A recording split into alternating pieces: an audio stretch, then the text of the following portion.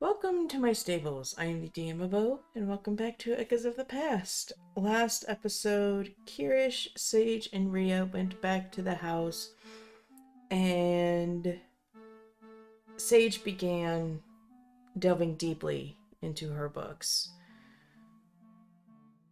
trying to figure out exactly what runes were upon her body, and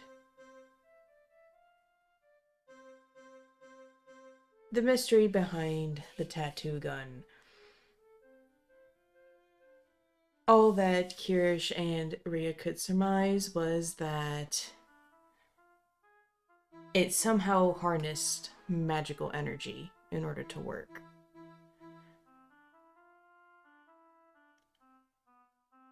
Comparing the book of the one book Sage had stolen from Death's Hall compared to her bag, they did look similar, but some of the runes were missing, so not only was the black ink, but the blue ink tattoos were incomplete.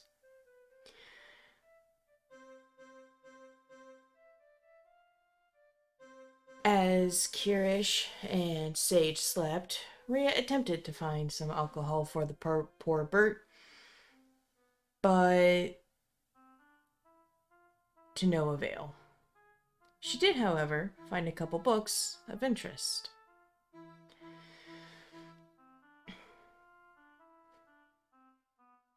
We begin as dawn rises. In Korric, you are woken from your sleep by something soft and warm. Alright, do I know what it is? You can immediately tell just by the texture that it is soulless. I guess I'll give him a good pet. You can feel his ears prick up and he turns towards you, and as he whines, you can feel relief yet worry through your bond. I guess I'll ask him if anything's wrong. He kind of cocks his head at you and kind of pokes you with his nose. And he gives a small little bark.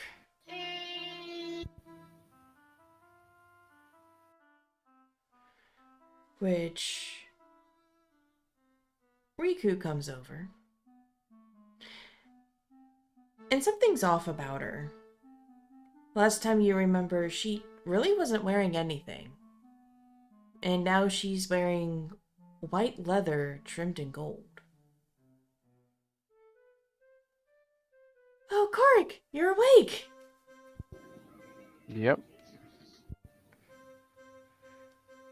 From what the others were saying, it sounded like you turned into a tree.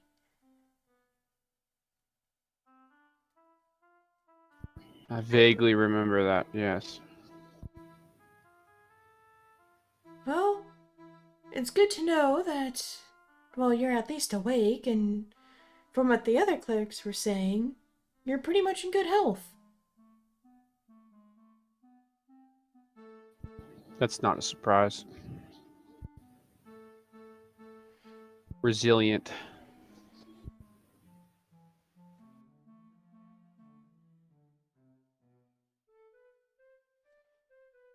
Still, apparently we've been out for a few days.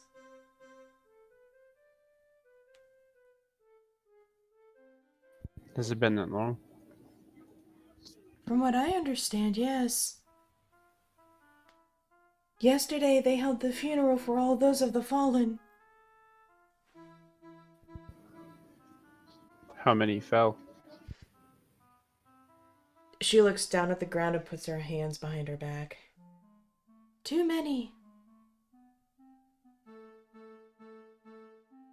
Hundreds.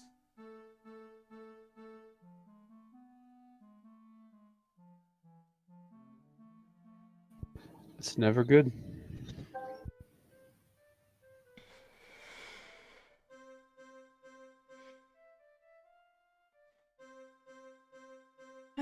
check to see how the others are doing. I'm not sure where they would have wandered off to.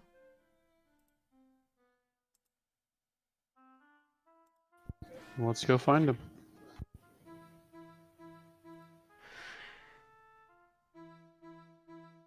The three of you exit the egg, and the sun assaults your eyes.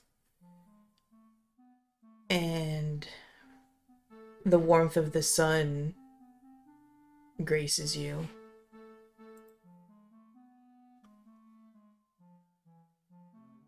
There are various lizard folk walking around. Some have tools, some have buckets of sand, others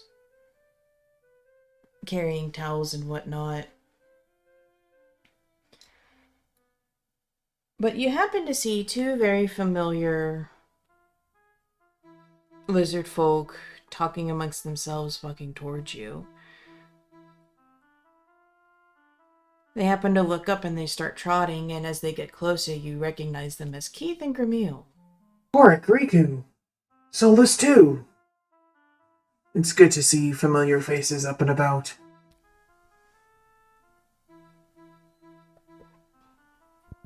Yeah, I heard we missed a lot.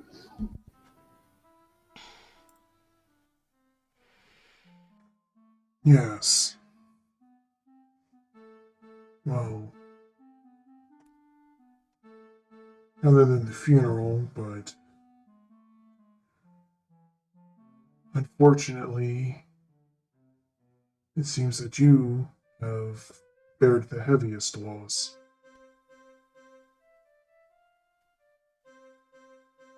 I did? Keith and Gramil look at each other and bow their heads. Amora was kidnapped.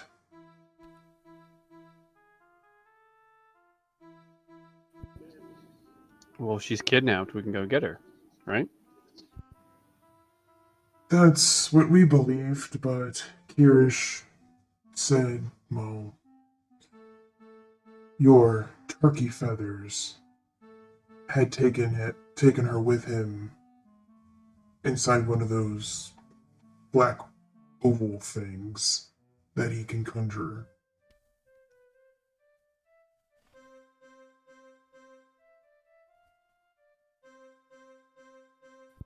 Just means that they're farther away, right? We can still go get her.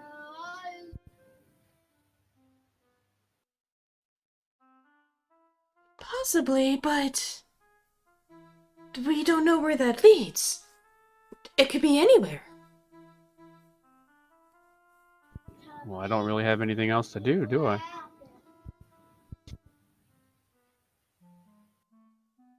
Not really, but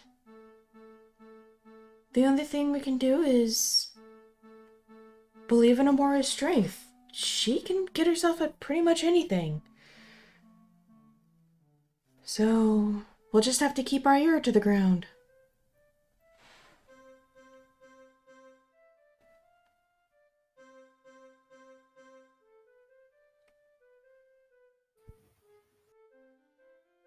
I'm sure she'd stand out, so somebody probably knows something. Hopefully.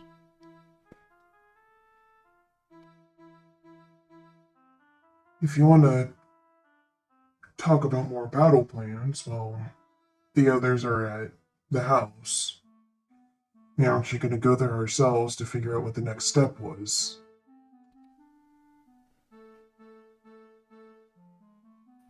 Alright, well, let's go. The three become five, and you all get towards the house. And Gramil sharply knocks on the door. Bert and Kyrish, roll me some listen checks. I don't like that. A 15. 15. Bert and Kyrish, you are in sleep, but in your dreams, you hear the knock of a door. And in your respective dreams, you know that's not normal. And then the knock comes again, but louder. I have a feeling this isn't a dream anymore. Kyrish is so tired. He actually like goes to get out of bed, but it's more like rolling out and onto the floor. Right? On the hands and knees, blurry-eyed, fucking just fuck you. What do you want? Yep, I Like feel he that. utterly drained himself the day before, so he is dragging ass.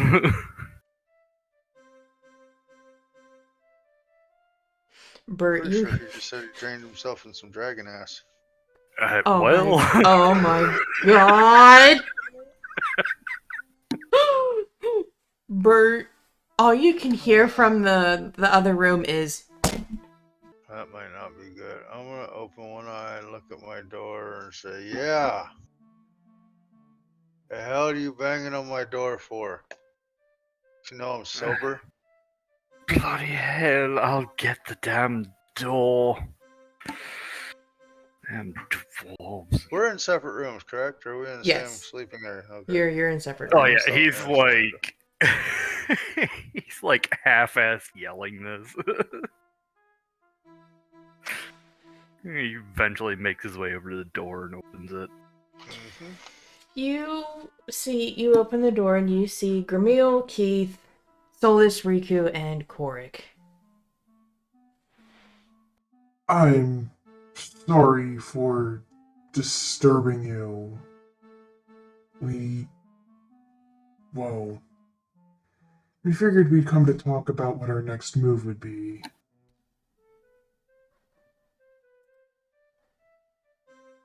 Our next move. Our next move. Well, Right. if it doesn't involve alcohol, it's not our next move. First off, Korric, good to see you all awake. Excellent. Hey, Gramil. I sort of thought you'd make your way to a brothel beforehand, but anyways. What is our next move, Bert? What are we going to do? Just say, I need to find some alcohol. Go down. Right. What happens after that? I need some alcohol. That's Want me to probably fight this not war? going to happen for a while. Do what? Oh, nothing. Sorry. No. Please repeat yourself. Oh, no. It's quite alright. I thought I heard something about it could be quite a while, and I'm here to tell you, it's only going to take me as long as it takes me to walk to the next town. Well, I suppose that's fair. We have Anyways, more important things to take care of here. I just need alcohol, and it needs to be sooner rather than later. the girls are still asleep, I believe, but You can all hear heavy snoring coming from the back of the house, and you don't know about Rhea. You can't really hear anything from Rhea. either way, come in, all of you. Come on. Are you standing at the doorway? I know we have to deal with the dragons. I know we got the tools to do so. I think letting the snoring people snore is a great idea. I would love to have been one of those people. Yeah, go back to sleep then. I wasn't able to sleep in the first place. You know what Oh, alcohol withdrawals are? Oh my god.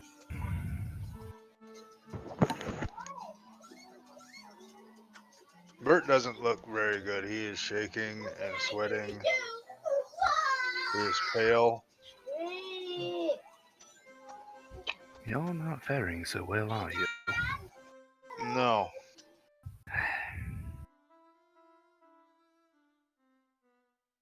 But our next step does need to be addressed. Duh. Quite honestly, I don't really know what it should be.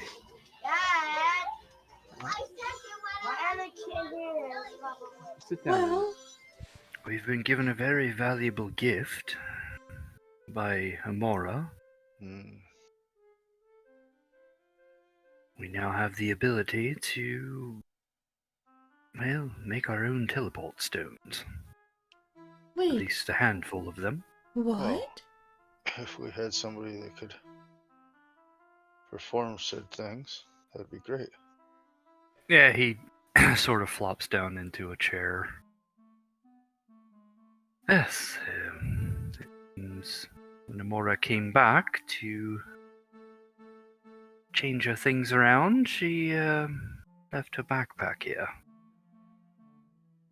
And inside of it were a handful of unused teleport stones. And I believe instructions to do it, right? Yes. Yeah, okay. And instructions to use them. Or create them, rather.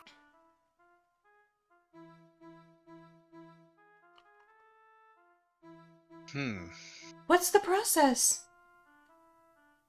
I was thinking, perhaps, we don't use them on ourselves.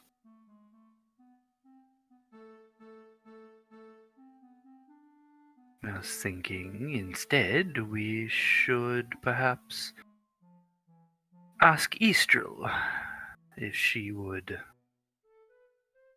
like to be the first subject of the stone. So let me get this straight. You want to summon stone a dragon? You're damn right I do. I mean, that Well, would be how really, many really glowstone handy. stones do we have? So you know for sure you have more than 5. Yes, something around that. In theory. It's Okay, quite a few. now here's a question for you. How many phylacteries do we have left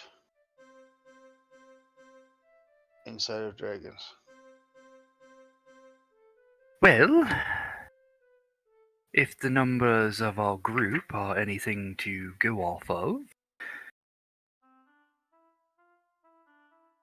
3? My apologies, 4. Hmm.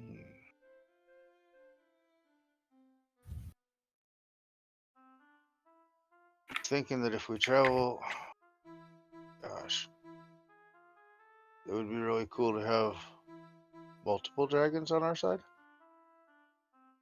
So being able to communicate our intent to the dragons in which we're removing the phylacteries from, thus saving their lives, and then asking them. Well, that's entirely their choice, but... Yes, it's still their choice. Just Yeah. asking them when we take their phylacteries out if they'd be willing to be summoned in the event that we end up taking on turkey feathers. I think that would be a very, very wise move as far as assets in our favor go. That's if all the dragons are as good-tempered as Istrol. Kyrish and Sage got lucky to catch her at a moment where she wasn't possessed. Knowing that with turkey feathers, knowing... If we brought Istrol, I I think that mean- might go a long ways to calming down any kind of angry dragons. I don't believe we were lucky to catch her when she wasn't possessed. If Sage is anything to go off of, he doesn't have full control all the time. No, that's true. Still, that could also cause problems. We saw how angry she got when she got her memories. We don't know how the others are going to react. Of course she was furious. Who wouldn't?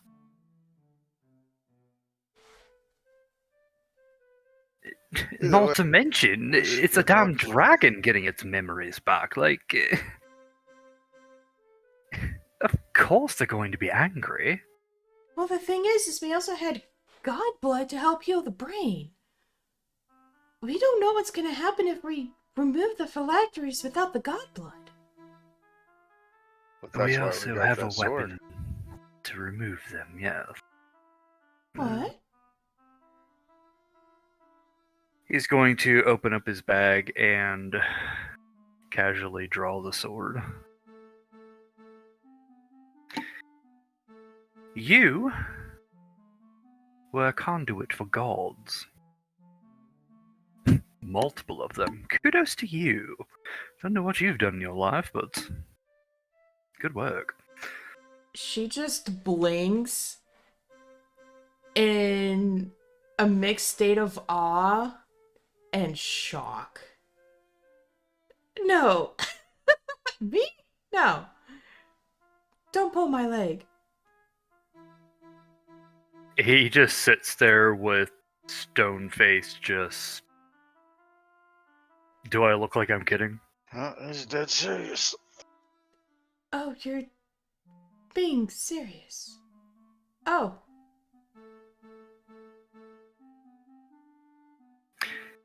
Yes.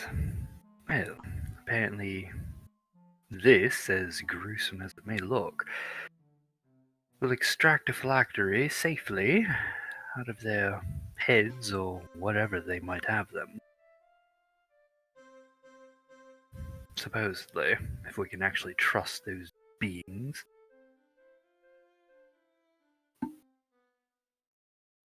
Well, I've believed in the existence of gods all my life, more so Palor, but what did you do to earn a gift like this? Apparently get a gift from another god? My mind is still trying to wrap around the whole damn situation, really. They're all petty assholes in either case. The way I see it is we have two choices. And two end results. Either we use the sword and it works and we don't die, or we use the sword and it doesn't work. In which case, well, we might very well die. Was there any warnings given to you with this weapon? He thinks for a moment. I do believe it had something to do with these green runes. They had lit up of some sort, charge of sort. Hmm.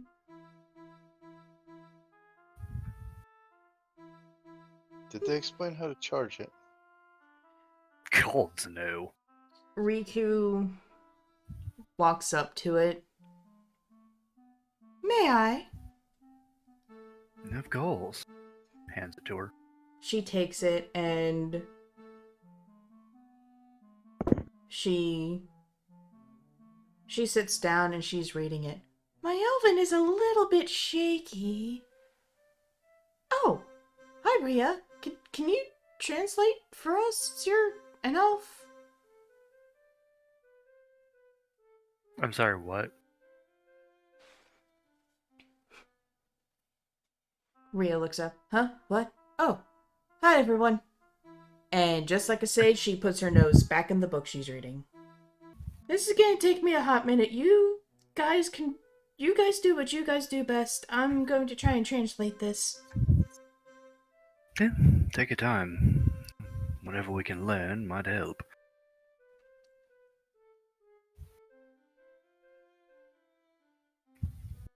Is anything either of you two need to do in town?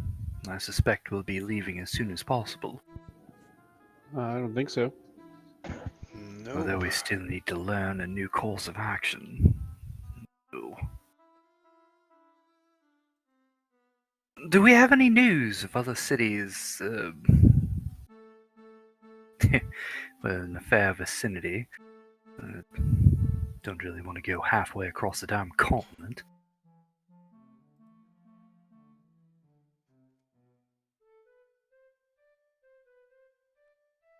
I think we should start where we started.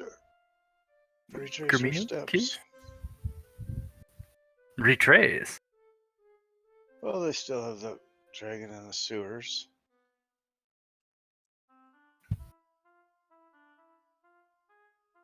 I suppose we do. I mean, if you know the location of a phylactery closer, then by all means.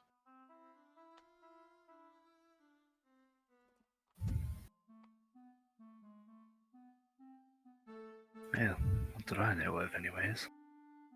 Alright, well, I suppose the best course of action is probably go back to Tom, like you said. Well, the less phylacteries he has, the better position we're in. I don't think they're his. I really don't. I mean, yes, he created them, but I don't think they're part of his power. Well, getting them out of the dragons will weaken his army, if nothing else. His control over the dragons. Certainly. Right. Well, then Figure I out- guess I'd be asking somebody around town the quickest way out of town to go to Tarn. I was just about to say. I'm gonna ask directions, like, yeah. I suppose while I'm out getting our transportation, I'll ask about the roads. Well, I can do transportation, no problem. I'm sure Buggy doesn't mind any company. Anybody need anything while I'm in town? Aside from spirits, I'll see what I can do, but as far as I can tell, this is a dry town. No pun intended. Mm-hmm. Yes, unfortunately, we haven't had alcohol in quite some time. That's right. You haven't had alcohol in some time. Grimiel just does the very slow head turn towards Keith.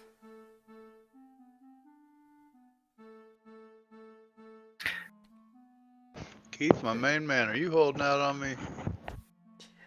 He just grins and slowly pulls out a flask. I'm not bound by Gula's laws, so why should I have to get rid of my alcohol? But it looks like you needed a hell of a lot more than I do, Bert, so hopefully this will keep you to the day-and-a-half trek to Tarn. It'll keep him for about 2 hours.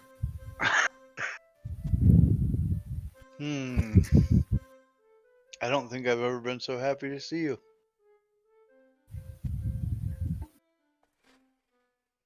Please, please ration it, dwarf. You need your hands steady for the road. But of course, as he uncaps it and tips it up and drinks a couple gulps out of it. Hopefully we'll find a small settlement on the way. You have to get that under control, though. As long as I got liquor, I'm good. Honestly, I'm surprised you don't have a brewing kit or something. Well, we were at war. It wasn't like I was going to break out a still and start cooking. Knowing you, yes!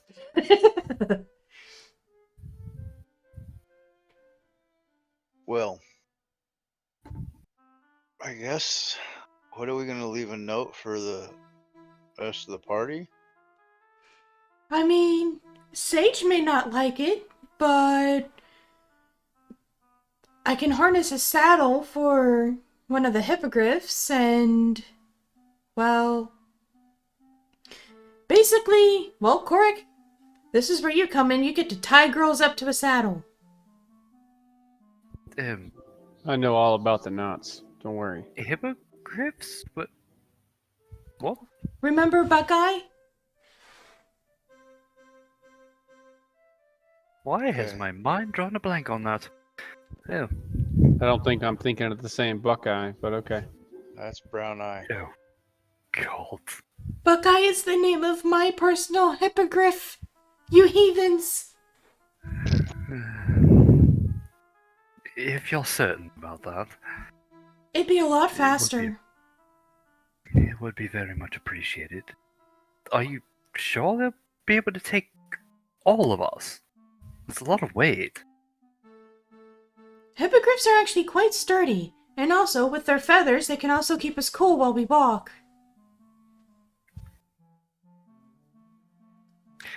Alright then. If you're certain. Even still. Oh god. What do I How long want to is do it here? going to take to make summoning stones for us? Yes! That's it! I still need to talk to Istrol. Yes, before we leave.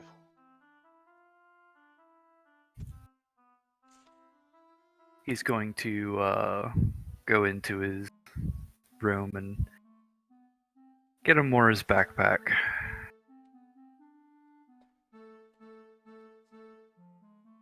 He's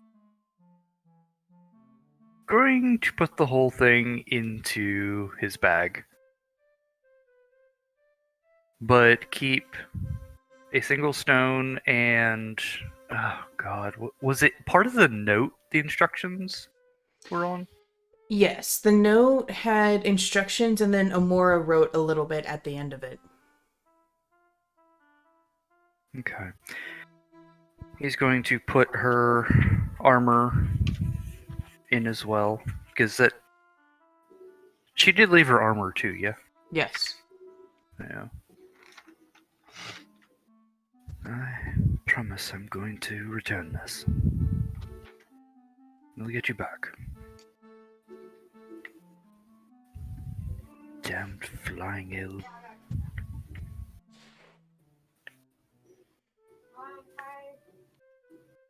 You come back out, and Riku jumps up. I've translated it! It took a while, but I finally did it! How long was I in there? Alright, what is it? Destroy the most vile of objects. Point at the source. To charge the blade, destroy the evil. God, Asher. You're good, bud. Alright, so we point the blade at what we want it to destroy. But how do we charge it? It just says destroy the evil. With a capital E. That's oddly specific.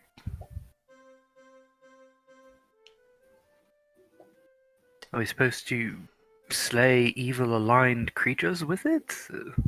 I'm guessing so? Worth a try, I suppose. We're going to be coming across more shit like that.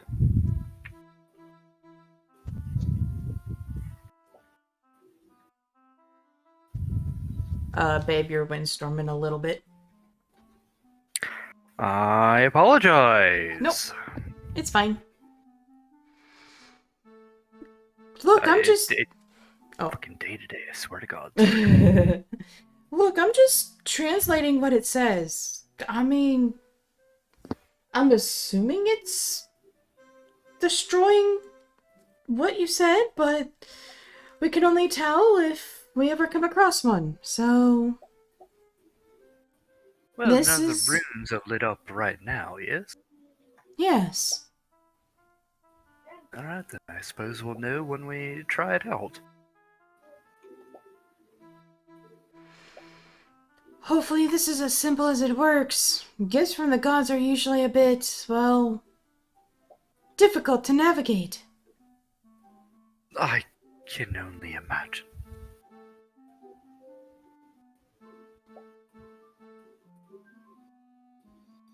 But...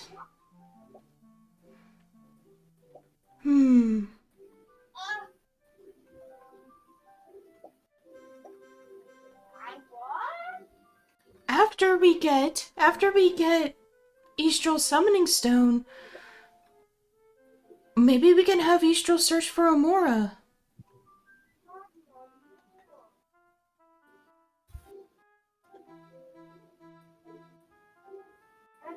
Not a terrible idea. But we need someone to protect the town. Most of our forces are laid at rest.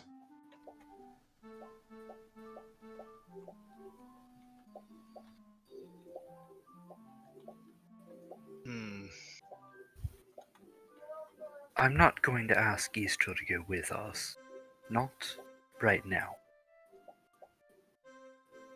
This'll be for when we're ready.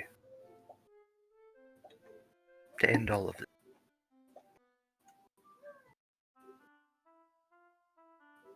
If she's willing, that is. But I cannot stress that enough, it's her choice.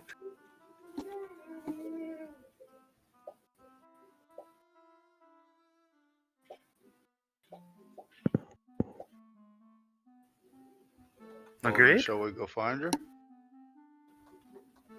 Yeah, you don't have to, but if you don't have anything better to do, Well, I mean, it's either that or I start walking or flying, or yeah, we gotta do it before we fly out of here. agreed. And this flask Alright. isn't gonna last the whole trip, I'm sure. Are you done with the blade? Yeah, I'm done. Sorry. And she hands it back. You're perfectly fine. Thank you for translating that. Yeah, not a problem, but I am gonna need a hand in getting Sage and Rhea. Are you with us? Can you get in the saddle and stay in it? Yes? No? Oh, yeah, wherever you want me. Yeah. Oh god, it is another Sage. He he starts to walk out the door after he puts the sword away.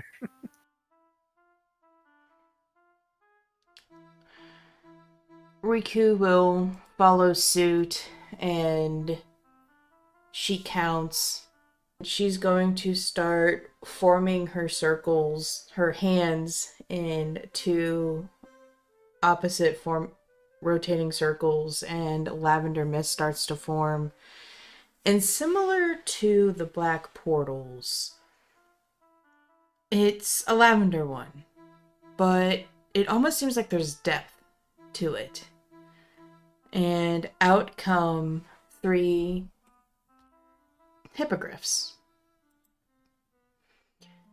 Each one differing in how the lavender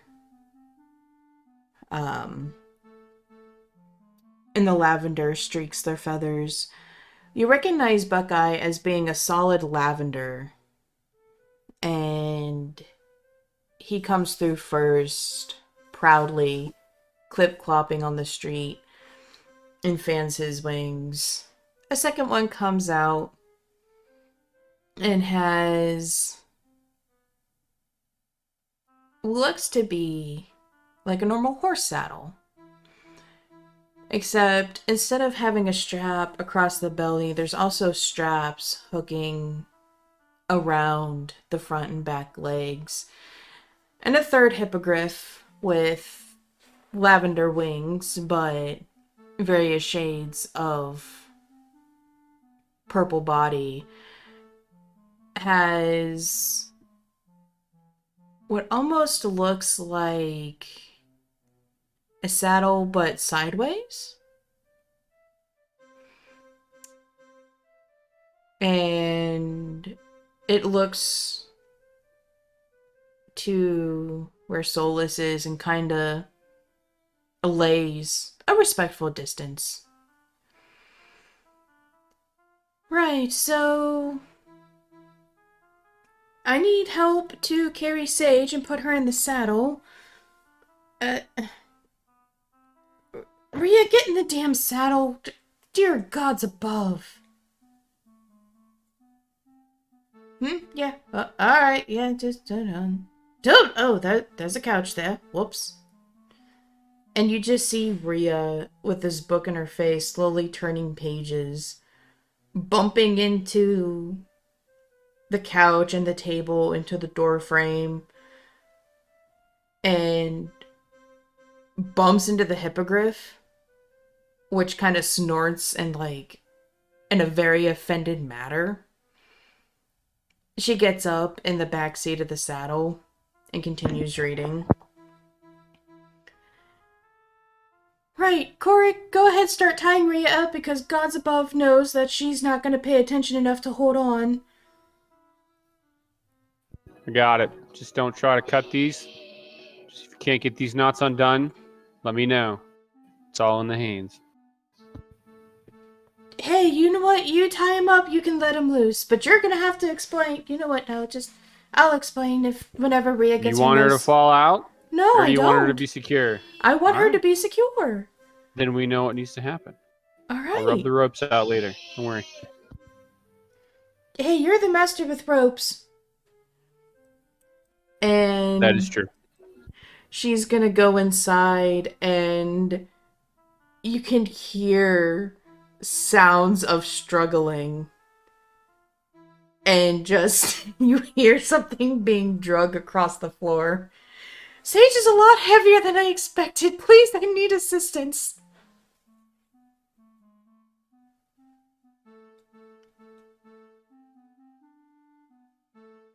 I'll go in there and help. Oh, Kyrish is long gone. He never stopped. Bert, you see Riku holding in one of Sage's arms over her shoulder and trying to pull, and she's not making very good progress. Do I need to make a strength check? No. Okay, I'll just go over and pick her up and put her in the saddle.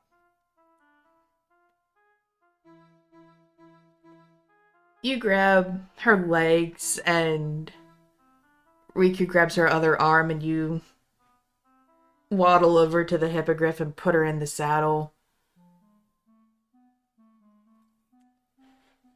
Alright, Korric, go ahead. Probably be best if you had Sage kind of leaning back with her head tilted up because that way she can breathe and also so she doesn't fall forward out of the saddle. So you want me to tie her into place? We're gonna let Korric do that because he is the master of ropes. Oh. Okay. Don't worry. I know plenty of knots that will not cause distress. Maybe a little comfort. You do you.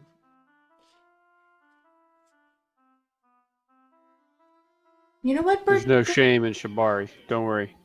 Just remember when you bind her to leave room for circulation. Oh, Korric is a pro with circulation. As I said, Yes. there is no shame in Shibari. If you're cutting circulation off, you're doing it wrong. That's right. I can't wait for Rhea and Sage to listen to this. I'm excited now. It's your strength. Restriction.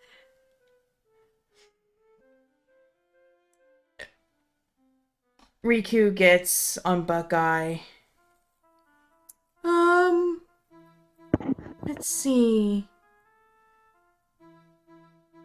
Korric, when you're done with that, the hippogriff holding Solus can hold yourself and one other person.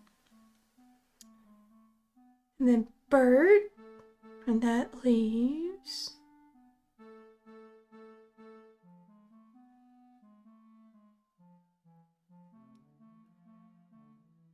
Oh, wait. And she's looking at the saddle that Solus is kind of sniffing. This is not meant for a wolf. Right. Well, and she's gonna take it off and toss it into the house.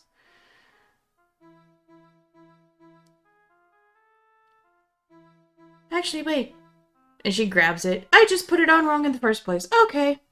And she reattaches it to where it's almost like a sling for Solus. Yep, okay. Yep, we got the right numbers this time. Alright, Keith, actually... No, we kind of have to wait for Kyrish. Alright, well, I guess we're headed back to the desert. Bert, pick a hippogriff. And, we can, start headed out towards the edge of the desert. Do you want me to fly on one of these alone? Okay. If you're not comfortable being by yourself, you can either hitch a ride with Nope, I'm Korric fine. or... Okay. Nope. Less weight the better, I think. Maybe. We'll see. Well, usually hippogriffs can carry up to 2 normal weighted people, but with Korric being so small, his hippogriff can carry 3. Good deal.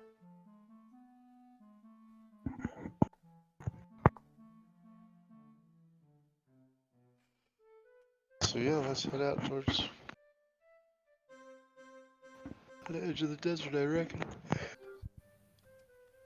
Kyrish, you leave behind Eldridge's house and the rest of your party. You hear excited chatter from Korric, and the sounds around the house fade as you make your way towards the desert. As you walk past, you can see that the egg is slowly starting to be taken down. The top of Eldridge's statue starting to be visible. You see some of the other lizard folk start to walk around with supplies, and you can hear the faint sounds of construction. Some faint, some more closer. But you are on a goal. You head outside of the city limits, and the empty desert, except for yourself, awaits you. Alright, I'm on a goal. I love you. Don't beat me. Oh god. Oh no, I'm scared. You obviously don't understand. He's going to yell out for Istrol. The ground doesn't rumble, but you feel a rush of air behind you. And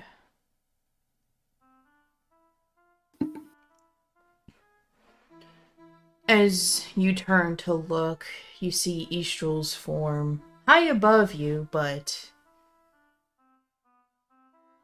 coming down at a very alarming rate as she descends and gracefully turns so that way she can face you.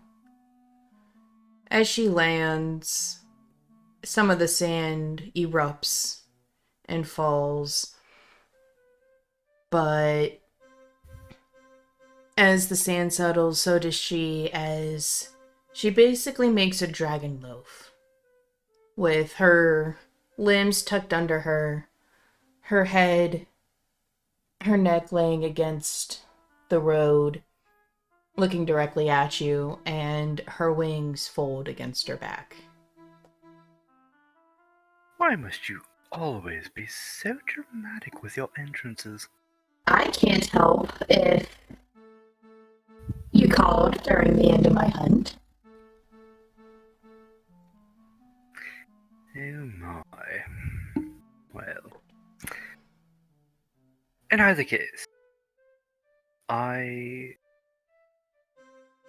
wanted to come out to say a few things. First off, we're going to be making our way back to Tarn. We have some unfinished business back there with another of your kin who may also have a phylactery in their head. Hopefully, like yourself, can deal with it peaceably. You said this dragon in the sewers was blue. Yes? Yes, that's correct. Zundis. You may have issues with him. He's very hot-headed compared to the rest of us.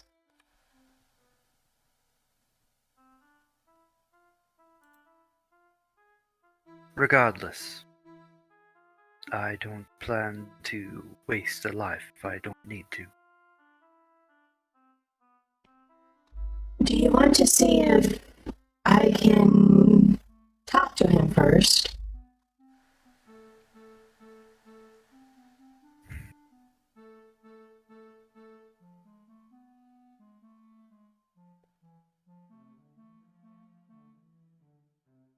Perhaps, but we'll need him on the surface before that.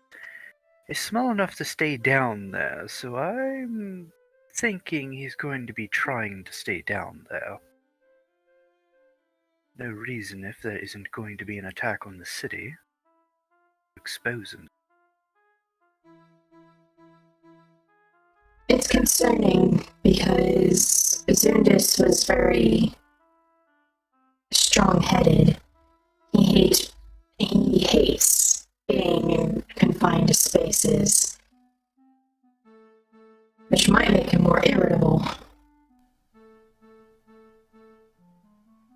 And perhaps it has.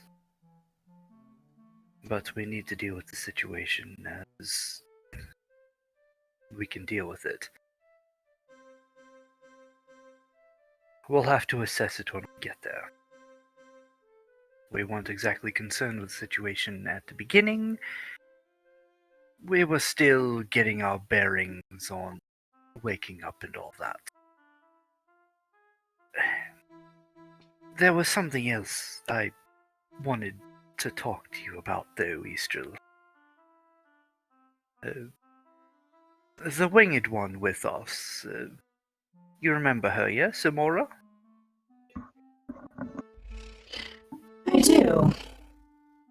Filled with much hate and rage, but she does mean a great deal to you. Even I can see that.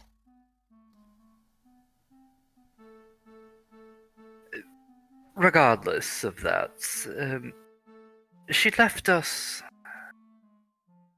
sort of a parting gift.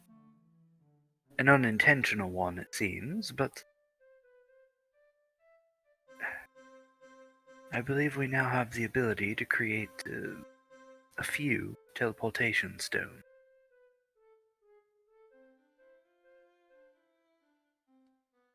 And I wanted to know if you would want one made of yourself. How do these work?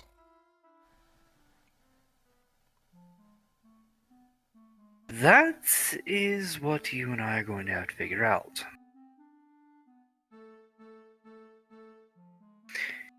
Once created, however,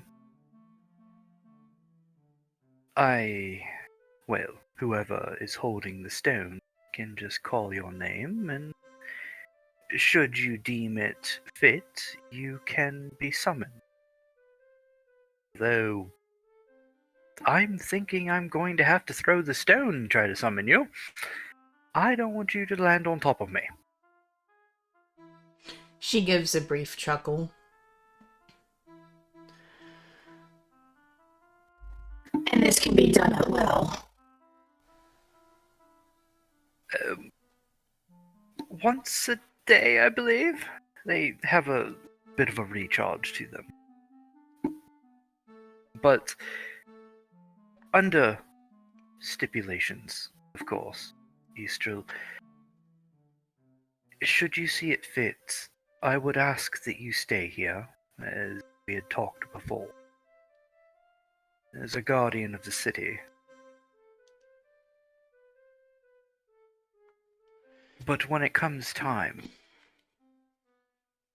to march on his dark fortress, I would ask of your aid then. And it would make it much easier with this stone. He's going to hold up one of the empty ones. She stretches her neck and kind of eyes it. But what of those I go back home to recruit? Would they come with? At the very least, if you're touching, you will bring someone else with you. But I can hardly ask you to sit in a circle and all hold each other while you wait for us to teleport you. Just wish there was a better way to communicate. I have 3 stipulations on top of yours. Oh, let's hear them. First, once all of this is said and done, I destroy the stone. Done. Second, if you manage to succeed in freeing my siblings, I trust you to hold mine and their stones. Nobody else.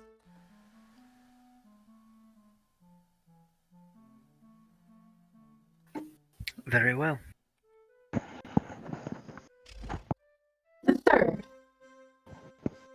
give me 3 days to go back home and tell the others what's happening. That way, you can summon me, and the others, those who wish to fight, can be on their way. Perhaps an addendum to your last want there. Perhaps I give you 3 days to see about your business with the other. But after we're done here, I give you the rest of the stones, and you take them with you. If any of them are willing, you also make their stone, as we learn here today. And on the 3rd day, I summon you on me, and you hand them over. Would that be easier?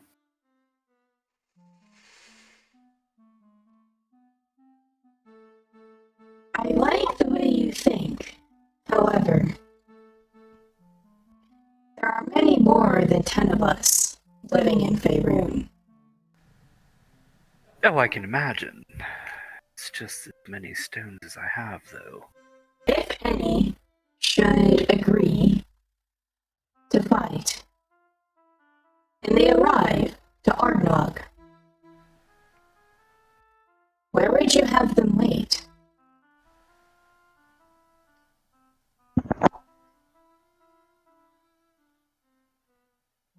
Honestly, Istrol, I'm not too sure. With my memories gone, the lay of the land, would you by chance know of any area that could feed them for very long? And without raising too much of an alarm from the folk around.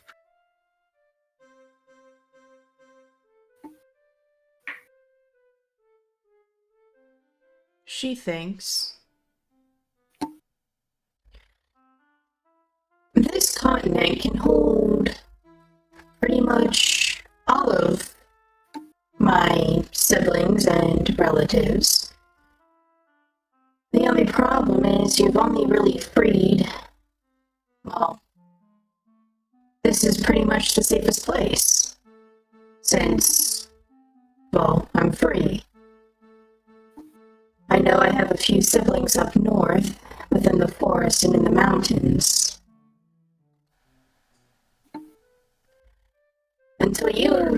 Until you free them of their curse, well,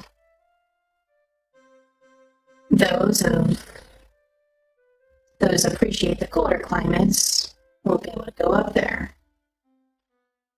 My apologies. Liba. The territory of Liba. Oh. Right. Leave up. Right. Let's tell the others that then. Thank you. That's actually valuable information. But, yes, I think you're right. I think this will be about the safest area for most of your kin. Though, feeding them's going to be another issue. While we're out at other towns, I'm going to see if I can't procure some caravans to come down here. We're going to do this. We're going to do this right. Everyone's going to have to make some sacrifices. She chuckles. Even though the wildlife is sparse here, well, you may not see them close to the city, but the closer you get to the borders and the more far away from humanoid life, the more creatures flourish. The elders don't really need to feed as much, it's more of the younglings you have to watch out for. But they can be easily taught.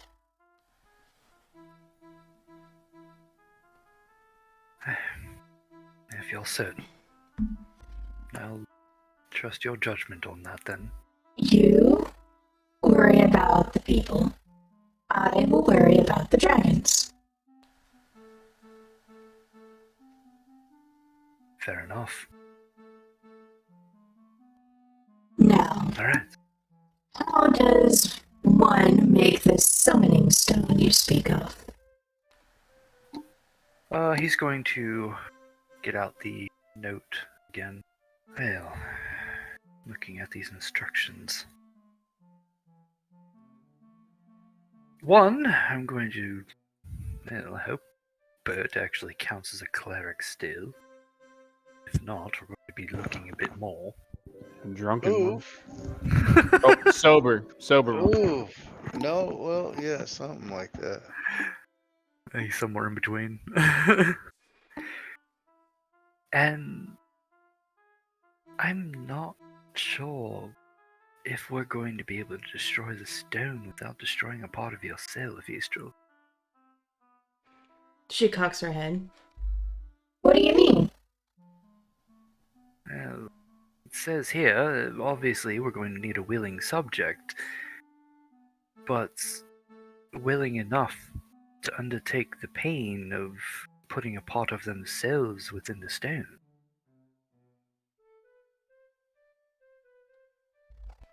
She snarls a little bit. That sounds like blood magic.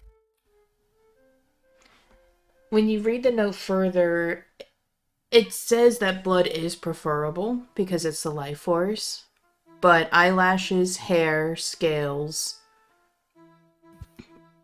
anything that is part of the physical body could work. Firstborn. Oh, Jesus, no. Yeah. Jesus, not that far. My God. Yeah, Istrol, go get your eggs so that way we can summon you. Oh, Jesus. Oh, fucking hell. Nobody said she'd like it. Oh, but that's not going to be willing if she doesn't. Regardless, blood magic, we don't necessarily need blood. Some part of yourself. Scale or some such. A booger. Say something on the sand if you really like. That sounds a lot simpler.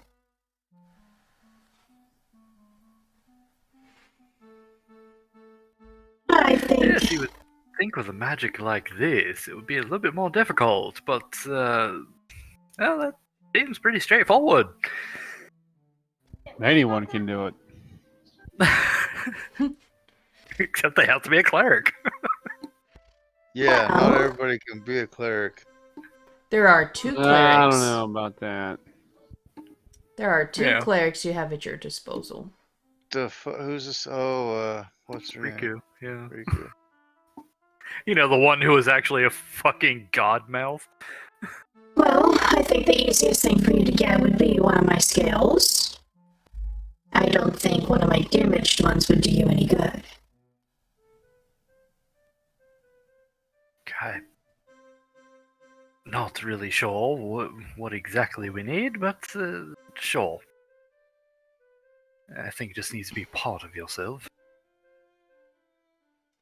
And she will kind of wiggle herself closer to you, so that way her snout is a good 5 feet from you.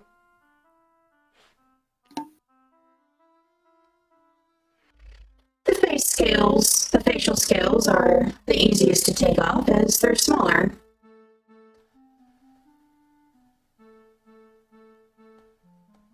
Are you sure about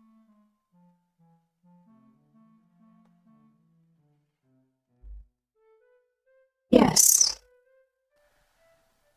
If it is to help free my siblings and the world of the Dark One, do it. You've shown me mercy and forgiveness. This is the least I can do. This is the way. God damn it. Very well then. He's going to lay his hands on the ridge of her snout and Yank violently. yeah, Yank violently. rip them all off. You gotta rub the base. Korric will rush in and rub the base. Now pull. God. Just gonna take a moment and then kind of run his hand over scales and pick out one that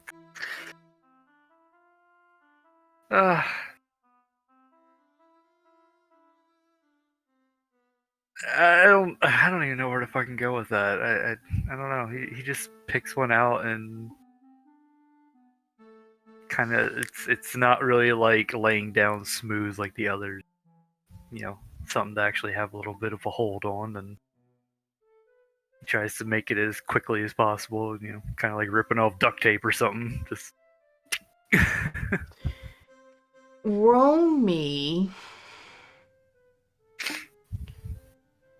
Let's see. Reflex save to avoid the fireball. Oh. ah! I knew it. Fucking trap. I would say you're close enough to spot it. Roll me a strength check to see how quickly and cleanly you can rip this off. Strength check. Oh my. Why? It's because I'm not using my bloody dice and 12. You grab a hold of the scale and you manage to get leverage, but when you pull off, this was on. This was secured more than you thought it was, and you hear the painful tearing of flesh, and Istrol growls. Oh gods, right. We need to find... Bert, We need to find Bert. Bert and Korric, you're riding among the hippogriffs with Riku, Gramil, and Keith, and all of you hear what almost sounds like an earthquake. Bert, Okay, did that's you? disconcerting. Bert, please don't fart on the hippogriff. I really don't want to clean shit off of them before they go home. I was pretty sure that was my stomach. But then I thought, no, it couldn't have been because I didn't feel nothing. I don't know what the hell that was, but it wasn't my arse.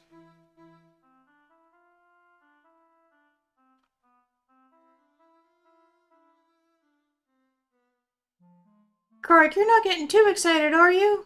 It was the fanny. 'Twas not the fanny.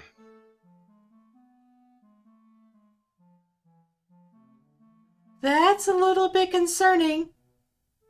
Yep. And she's going to snap the reins, and Buckeye is going to take off in the air, and Bert and Korric, your hippogriffs also start to take off to the skies. And once you reach above the city limit, you can see Istrol laying down on the road. It might make sense for us to go down and see what's going on. I'm steer my damn wife or my hippogriff that way. There's no need, as Riku is basically leading the flock, the mini flock.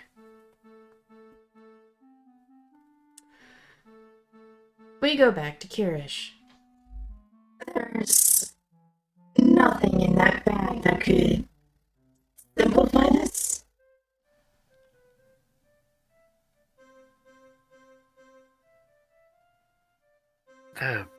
What do you mean simplify it? I mean, instead of ripping it off with string, maybe a clean slice? I could have, yes, but I thought your scales would come out a little bit easier than that. Look, I said I apologize. No, it's fine.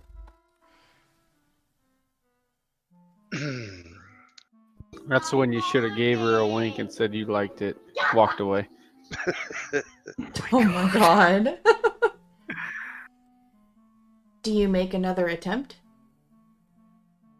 Oh, he didn't get it out. No. Do I need to show you how it's done? Jeez.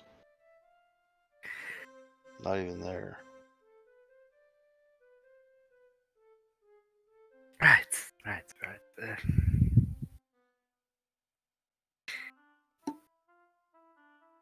We can try again, or I can try and use one of your old scales.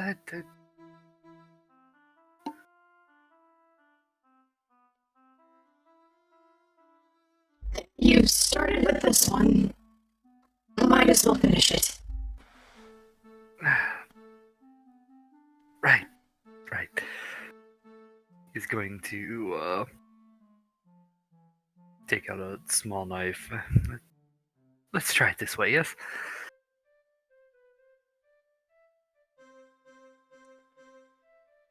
He's going to try and finish it. Roll me. Let's see. That would be roll me 1d6 plus your strength. 1d6. Oh! That'd be a 9. You start to cut the flesh holding the scale, and you slice it with ease, but it's just... This is a dragon scale. There's no way you have the arm length to go the whole way, but you manage to get a quarter of the way through, and she doesn't growl, but it's a little bit warmer. Bert and Korric, from the skies, you can see 2 black pillars of smoke rising around Istrol's face. And I would say this would be about time where your mini group lands about 20 feet behind Kyrish. So, can I see what he's doing? Trying to cut the scale loose? You can't see exactly what he's doing, but you can see that he is in front of Istrol.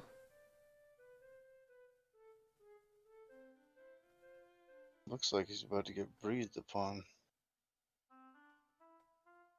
I don't know if I want to be in the line of fire. I don't... Hey, mate, you do realize she about to cook you, right?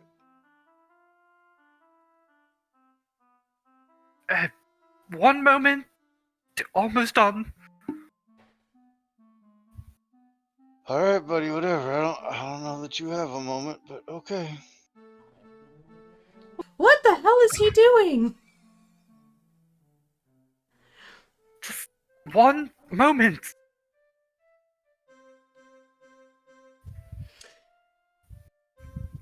Whatever he's doing in front of the dragon, so... Dragon clearly knows what's going on here. Even if I don't.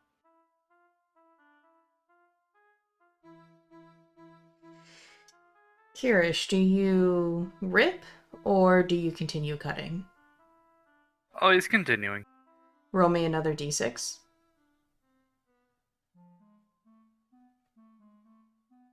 6.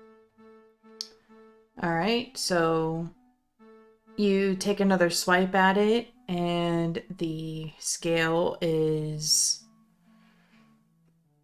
halfway released. And along with the growl, there are tiny flames. She's definitely holding back. Korric and Bert, you can see almost like a struggling fire in the middle of a windstorm is coming out of both sides of Istrol's face.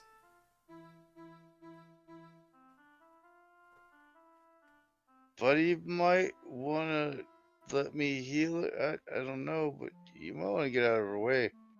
She looks like she's gonna cook you. Healer, please. This did not go as planned. Oh, that I can see. Oh, shut up. What the hell are you doing? And Riku is going to start making her way towards Kyrish and Istrol. Clearly, he's butchering a dragon. Yes, I'm butchering Istrol alive, can't you see? She's absolutely rolling over in pain. I don't know, that No. rolling smoke out of her nose tells me she's about to freaking cook you and you're gonna be barbecue. Kind of surprised you haven't, actually. Good restraint, really. Can't imagine how that feels. She's agreed. She's going to take the teleport stone.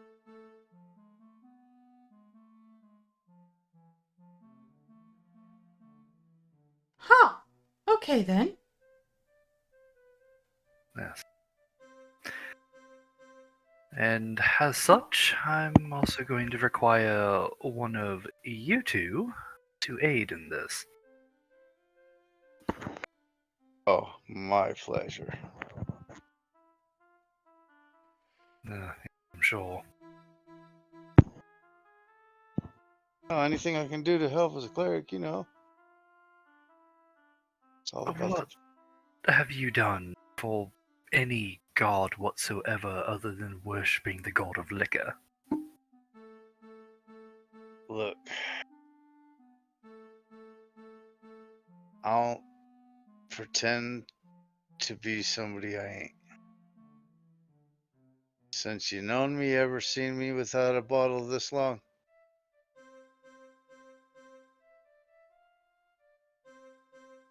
No, not really. Still the same person. Just a little crankier because of lack of alcohol. Speaking of which, I'm going to take a second drink from the flask. Right, you do that. Kyrish, roll me another attack. 8. You slice it, and the scale is almost off. It's very close. but it's very warm now. And you're starting to sweat a little bit as what was a spluttering fire is now a steady stream, almost like that of a forge.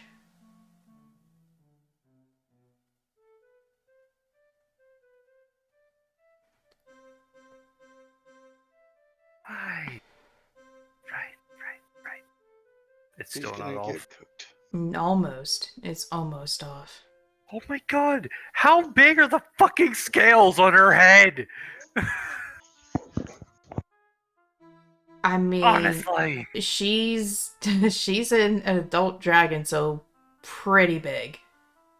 Basically about the size of you.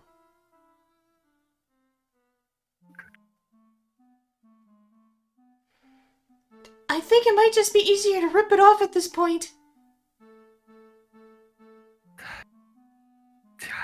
You're right. Going to Riku could have done it surgically. put his knife away and Fucking wow. take a hold with both hands. Alright. Moment of truth. She's going to hop on the snout and grab the same side with you. Just in case!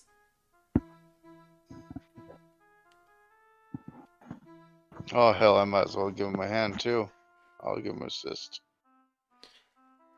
Right! 3, 2, 1. Pull! Strength checks from Kyrish and Bert. Oh god, yes, 21. Nice. 13. Alright. Not my strongest day. And Riku's rolled an unnatural 20. So between the three of you pulling and the three of you pull and there's a slight ripping sound and you go flying, the three of you holding the scale in hand, and Istrol turns her head and what used to be very toasty is now almost unbearably hot as she turns her head and finally, no longer needing to hold back, breathes her fire.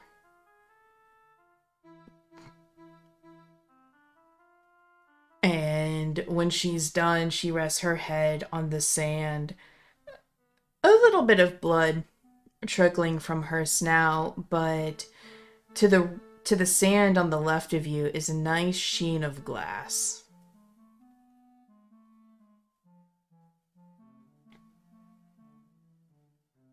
Right. Well, Oh, that's you're about to get cooked. over with. Dear gods. You know, I had to help you because, I mean, how many people could say that they lived to tear the scale off the face of a dragon that was conscious? And yeah, that one And I'm here gonna I tell thought the you just wanted to grandkids about. ride on one. Oh, I'm gonna ride one. Yeah, that's. But you know, we just got the opportunity to take a scale off one. That's not something you hear about every day. It's gonna make for amazing stories around the fire.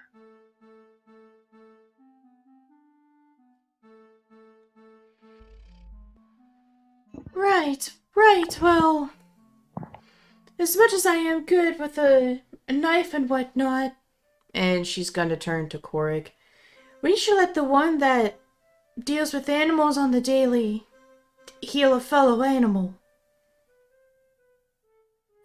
I can do that.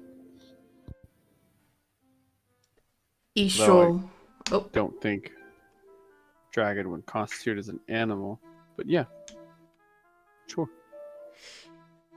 I mean, well, oh man. And she's gonna like walk towards you while kind of nervously glancing behind her. She may or may not be just like an overgrown lizard with wings, but you know, that's just me, and I'm just gonna keep walking over here next to the hippogriffs. And Istrol's gonna open one eye and just raise a brow. And just... Ugh.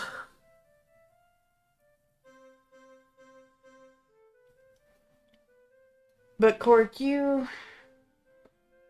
and Solus, because wherever you go, Solus goes. You approach Istrol, and the flesh that has been exposed via the scale, part of it is a clean cut, but where it's close to the other scales, it's very ragged and unclean.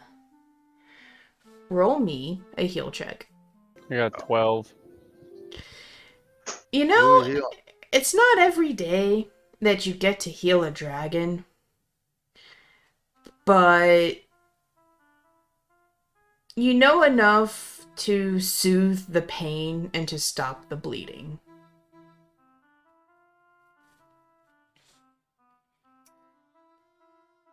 So go ahead and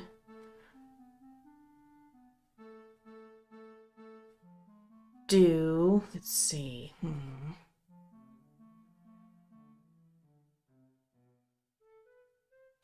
Two options. You can either use one of your Healy spells, or you can do another heal check. I can use a spell. Probably more likely to succeed. Alright. Which one are you going to be doing? Well, let's take a look. Cure moderate wound. Look at that one.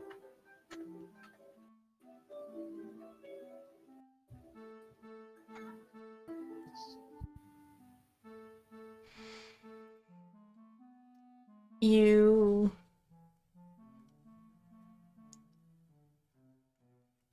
orange magic starts to form around your hands, and you kind of hover around the affected area. And as your orange magic sinks into the wound, the smoother flesh lays flat and heals normally, no scarring, but the few areas that are ragged, the wounds do seal, but it's going to leave scarring. But the overall fleshy area where the scale was removed looks much less inflamed and is a healthy color. And there is a slight sigh of relief from Istrol. Thank you, Wolf Rider. That feels much better. Happy to help. Perfectly timed scream. I mean, you know, I could have done that. But it's okay. I'm glad to see somebody heal the dragon, because, you know. In either case, thank you. Gruesome business aside, Bert, Yeah. the honors. Alakazam, Alakazoo. Thank the gods I don't look like you. And Damn! He's gonna take the note out and oh, hand it were to there him. words I was supposed to incantate, or like, what am I supposed to be doing here? You look at the note, and it doesn't really give you a whole lot more instruction. other than you need some part of the person to combine with the crystal.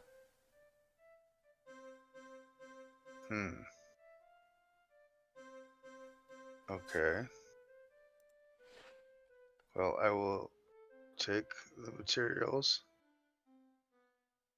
I'll go sit a little ways away.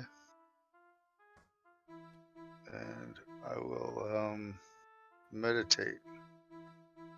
Well, while we're doing this, do you guys want me to come along?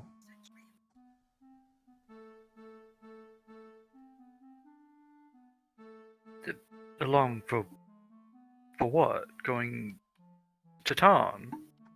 Do you want me to accompany you on the rest of your adventure, on your quest?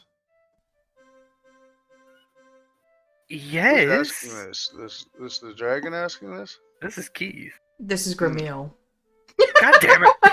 But We're both wrong. them lizard fuckers, I knew it was that, but like I didn't know which one.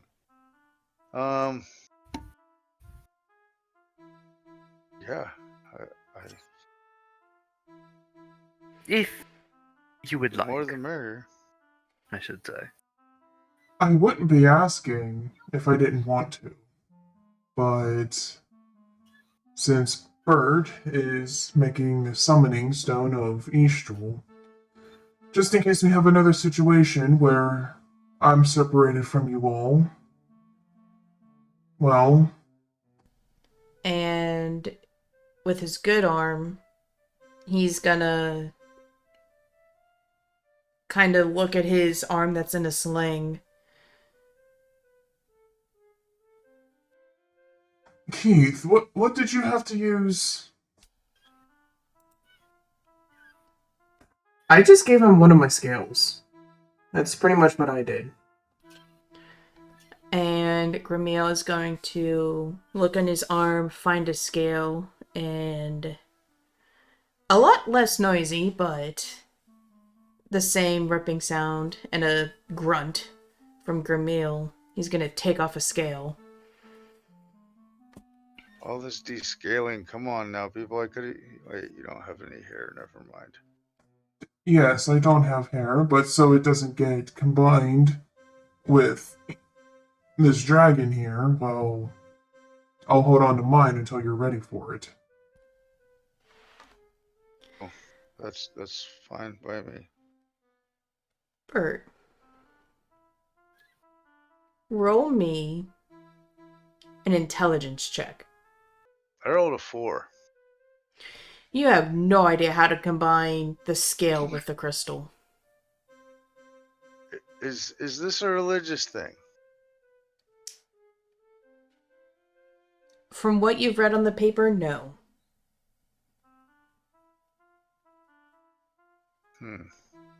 Well, I would assume it would be. If we need a cleric, it must be something that only a cleric would know. well, we have another cleric, and I totally trust her as well. So I don't mind turning this over and saying I don't have a clue, because right now I don't have a clue. Just to help y'all out with this, I think Riku should just do it. Let's see what I can think of.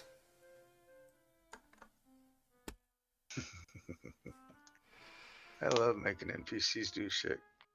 It's like having the DM play her own game. Well, what if... It says we have to combine. What about a cauldron? I was gonna say, what if we try and grind the materials together? Like, put them into a dust. Wait a minute.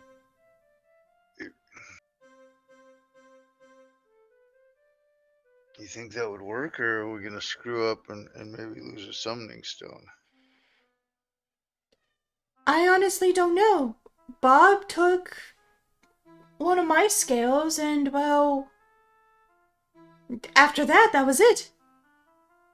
But I don't know what happened after that. Keith? He just shrugs and shakes his head. The only one that could really know Isn't here.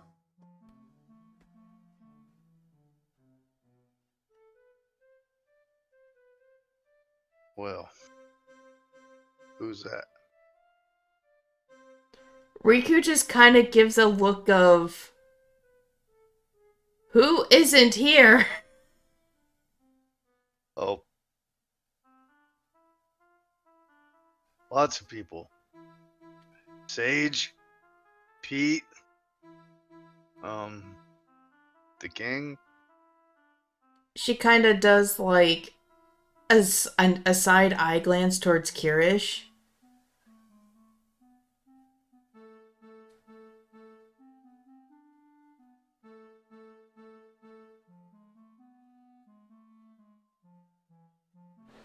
See, How I am I haven't had supposed to enough know of this stuff, and I just uncap the flask and take a drink so as to stop my stuttering. And She's talking about Amora. But Yeah, obviously she knows how to do this. Well, she's not here. so that does us no good. All right, think. How would you combine two things into one thing? Transmutation. Do any of you have a completed summoning stone on you? Well, yes, of course. I'm gonna pull out Keith's stone. She does a little more wiggling to bring herself closer. And she kind of gently sniffs the stone. Smells like daisies. Either way, somehow. And she's going to bring her eye very close to it. And Bert, you can just feel the passive heat. Not like she's going to blow, but just the natural heat of fire as you're sitting in front of her snout. And Riku just kind of nervously turns around and she kind of sidles closer over to you very uncomfortably. Kyrish, through the stone, you can see that her fire red eye is warped through the stone, but its colors also obtained more of a brownish hue to it. And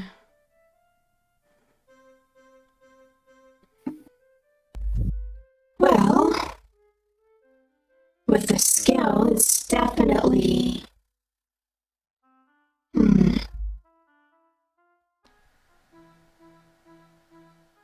she moves her head back, gives it another sniff.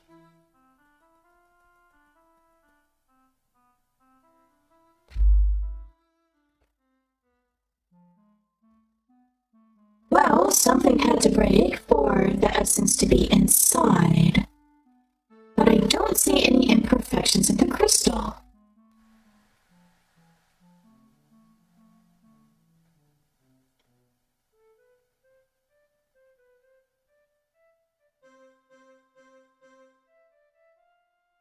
And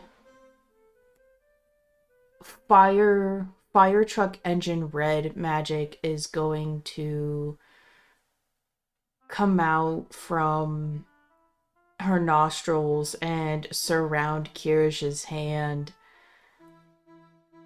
And it's a mixture of a soft yellow mixed with beige.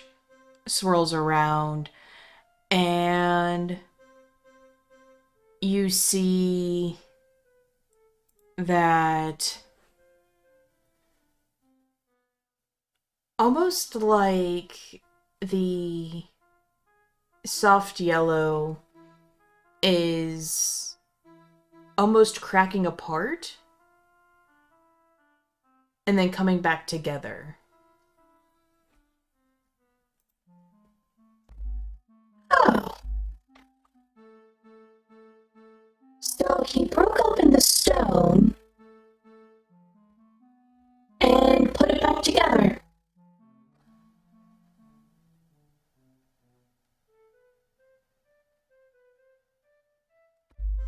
I'm sorry, what? So what he did was how he combined the scale into the stone. He broke the stone, somehow put the scale in there to where it's not, well, maybe he ground it up? Who knows, but he had to break the stone in order to put the scale inside. And then to complete it, a simple mend spell. Right.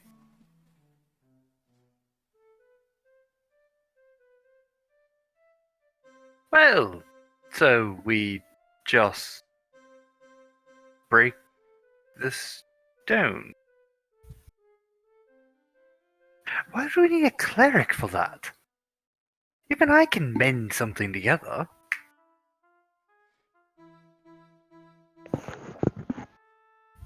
Keith, Gramil, and Riku just look around at everyone and just shrug their shoulders.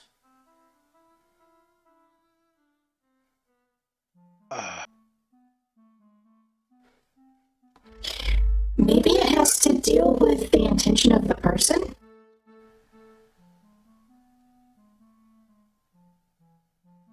Intention is a large part of spell.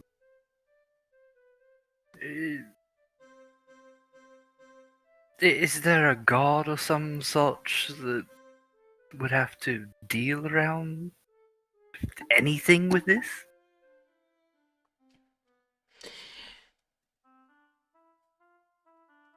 Korric, you were unconscious at the time, but Bert and Kyrish, you remember the androgynous figure saying that even she wasn't aware that summoning stones existed. It seems that it's forgotten magic, or maybe a very obscure magic, not very well known at all. From what I can remember.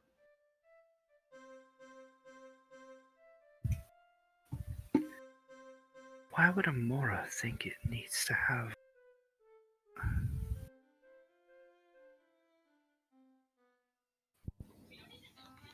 Can I do... Ooh, wait, let's see here. Roll me Knowledge Arcana. So I got an 18. You remember that even though you share a lot of spells between Korric, Kyrish, and Sage, but there is one distinct thing that separates clerics from them all. The god. No. You summon creatures based on your clerical intentions. Due to alignment. That's what I mean by clerical intentions. Okay. So just channel my good. So basically with this knowledge, you can understand why a cleric is needed. You're essentially combining someone's essence to that of the spell Summon Monster. That's what I was wondering. I was looking it up in SRD20 to see what spell would be used, and it is Summon Monster. I thought it would be Summon Object, but it's a person, so I mean, it's a dragon, so therefore monster. Okay. Well,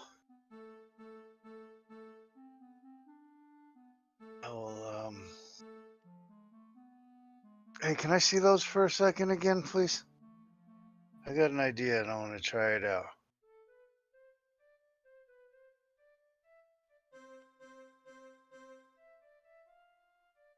See if I can't combine these. See what? The scale and the stone. Riku hands them over. I am going to completely clear my mind, sit cross-legged, take a drink of the flask, and then focus and think of Amora's stone and the way that she is summoned, but envisioning it as the dragon instead of Amora. I'm going to concentrate and picture in my mind the two of them coming together with the intent of being able to summon from, yeah, for the fight against Turkey Feathers, because it's to rescue Amora pretty much. I mean, that's got to be forefront in our minds, I think, all of us. So I'm going to concentrate as hard as I can and see if I'm to include the gods. I will. I'll just ask for their strength in granting me the magical powers to change this summoning stone. Roll me a concentration check.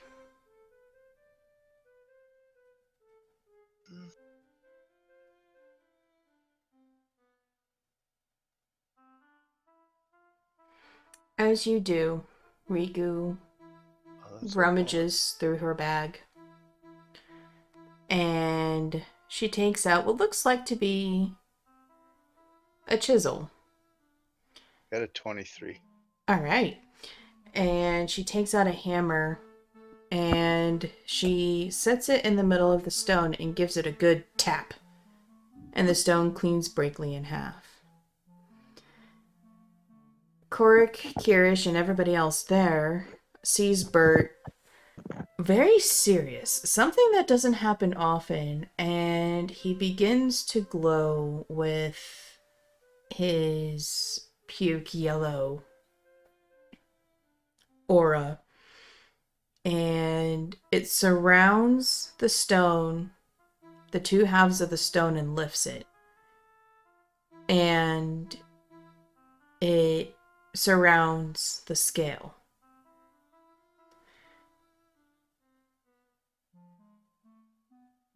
And you can see that as his brow furrows, the scale starts to shrink. Korric and Kyrish, roll me spot checks. 15. 19. All right. You manage to see that the scale isn't just shrinking.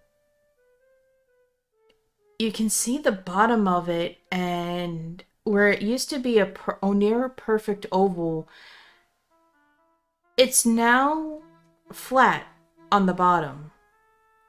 And you can see the stone not only being surrounded by Bert's magical aura, but there is a film of red dust around it.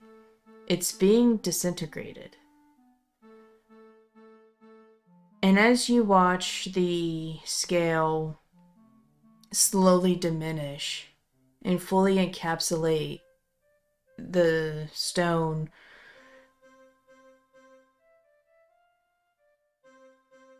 the two halves of the stone come together and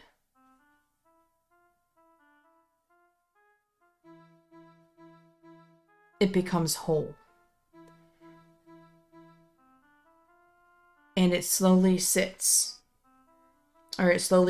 down onto the road in front of Bert's lap. And the magic aura dissipates. And all that's left is a fire truck engine red stone.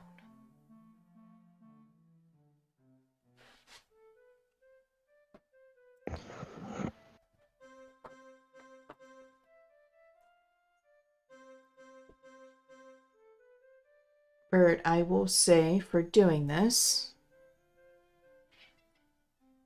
you would have used both of your 3rd level spell slots for the day. Okay.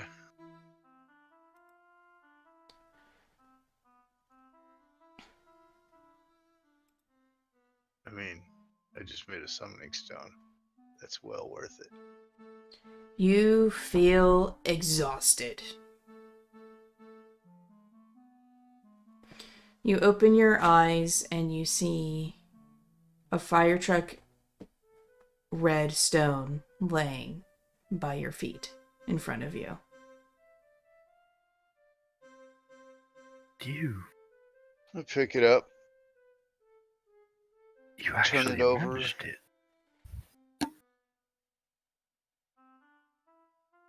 What, you didn't think I was capable? That's not quite. Liar! Anyways, I just grin and say, well, cool. Now we have a summoning stone for you. Thank you very much for your trust.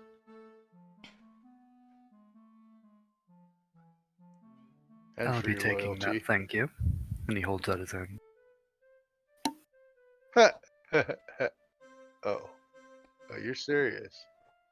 Oh, you. Part of the deal. Part of what How- deal? However, when it comes time, I'll let you summon her, alright? Oh no, I don't care. I just am proud of the fact that I made this, and I impressed even myself with it, and I'm not ready to just hand it over just yet. Oh no, But yeah, admire your work, that's fine. Here you go. Here you go. I'll look at it. It's there. Now, how many more of those do I have to make? Riku, Well, I believe Camille wanted one. Riku will lay a hand on your arm. Let me do the other one. I don't want you to exhaust yourself too much. Too late. But thank you. Yeah, go ahead. And with that, I'm gonna go. Is there? God. We're out on the road, right? Yes. The hippogriffs are 20 feet behind you all. So we have not yet made it to leave this town. Not yet.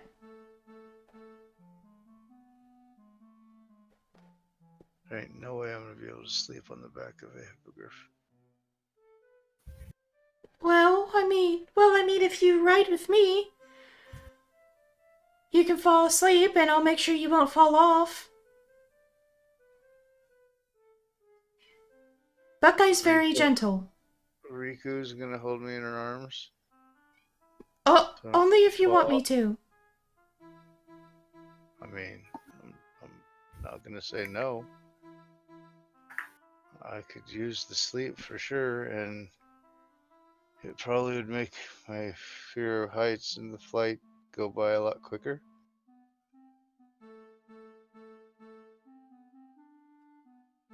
Go on and get started with your nap. I'll be there. Well, we'll be there when we're ready to go.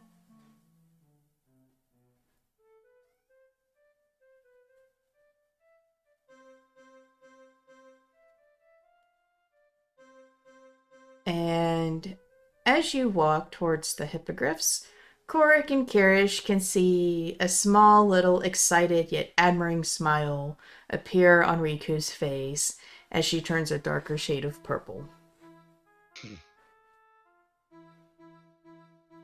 Yeah, I'm gonna go climb up underneath the hippogriff and just lay down on my pack or whatever and watch them over there doing their thing as I try and just rest and sleep. Riku will sit down on the ground, similar to Bert. And she will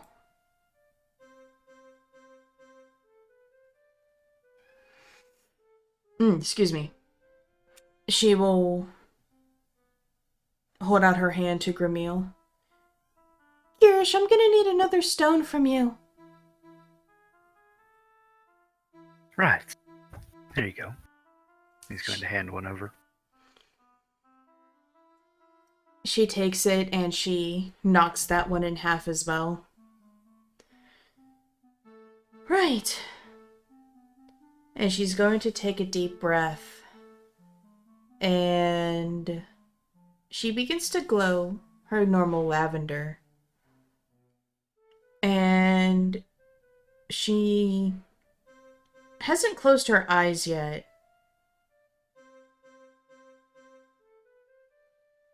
And Kyrish and Korric, you can see something is bothering Riku.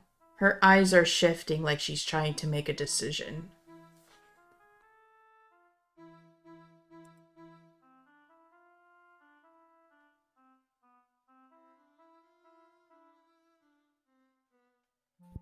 Are you alright?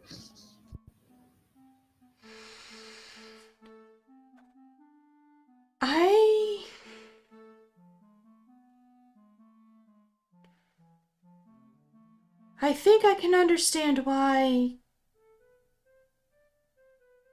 blood magic is a forbidden technique. I want this to work. And I've seen how the stones work.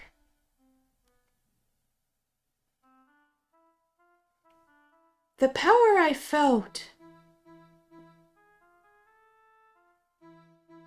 was invigorating, intoxicating. I liked feeling that power. Do I do it again for something as important as this? Or is that going to lead me down a rabbit hole that I can't get out of? Yeah, you're overthinking it. Blood magic's the reason why we're here in the first place. What would you guys do? And Can I hear this? You cannot. Okay, good. Then I'm sleeping. She looks between Korric and Kyrish.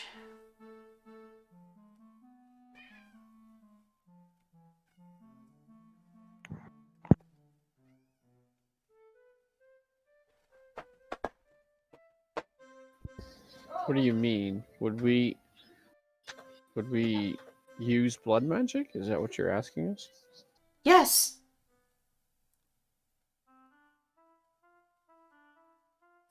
I mean, I'd rather not, but if we have to, then we have to.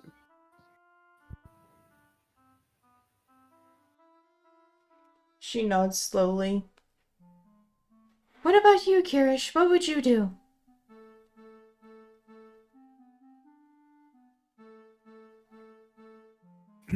Do what?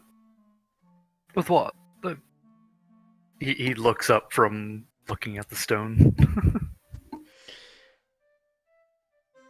She's basically... Well... Would you use blood magic in an important time like this? Is that what you used? For this? And he holds up Istrol's stone. No. No, Bert did no such thing. I'm asking if I should. Why would you? You saw how powerful it made me. when we started to get overrun.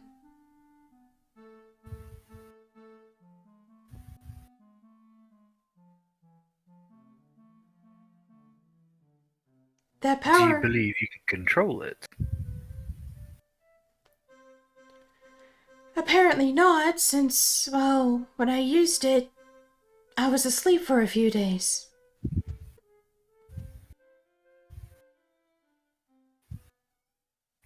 No. If you can't control something, why would you use it?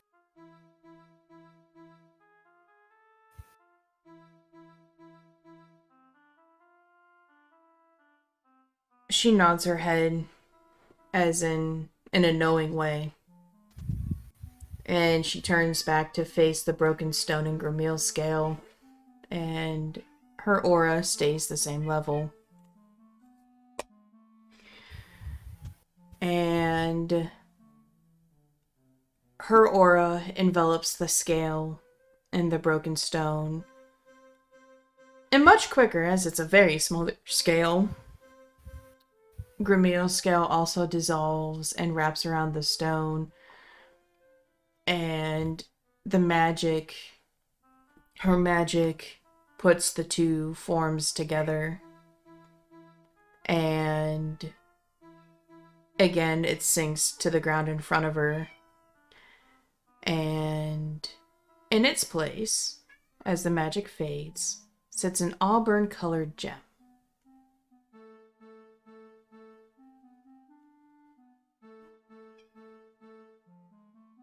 And as her magic fades, she kinda slouches and rests her arms on her legs.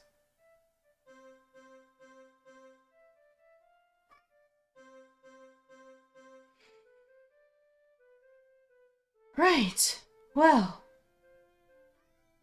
She picks up the stone and holds it up. Who wants Gramil's stone? Not me. I believe that's for Gramil to really dictate, don't you think? True. Forgive me. And she'll slowly get up to her feet, and when she faces you, she looks extremely tired. And she hands the stone to Gramil. There you are, good sir. One summoning stone of yourself. He takes it and kind of tosses it in the air a few times. Well,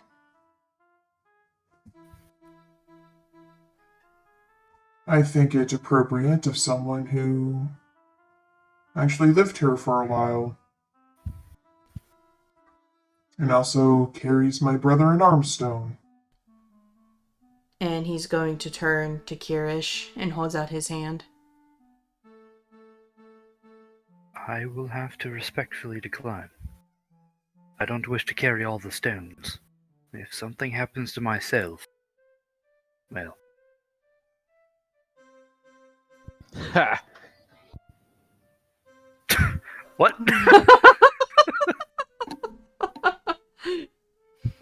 He nods his head. I don't want to get stoned. I can understand that.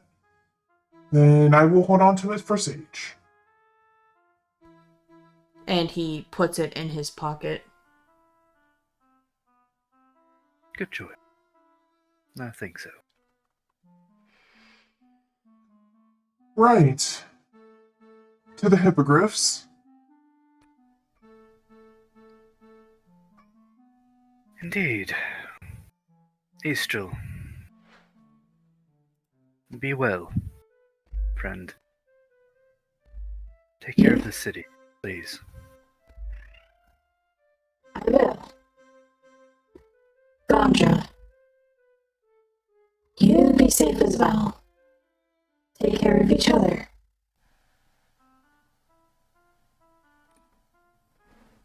Yeah, for the most part so far. No? And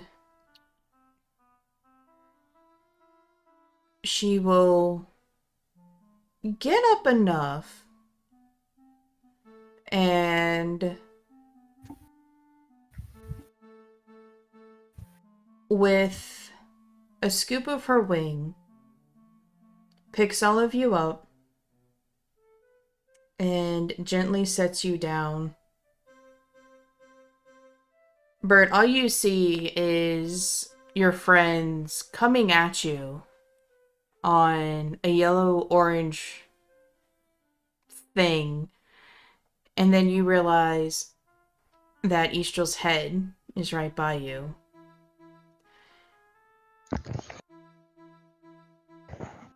And she proceeds to curl herself in a tight circle, making the hippogriffs very uneasy. But it's almost like a fire in a fireplace during a cold night. And she squeezes herself around you all so that at least some part of each of you is touching her. Save my siblings. Save my egg. I believe in each and every one of you. We will. We will. Yes. That is the plan.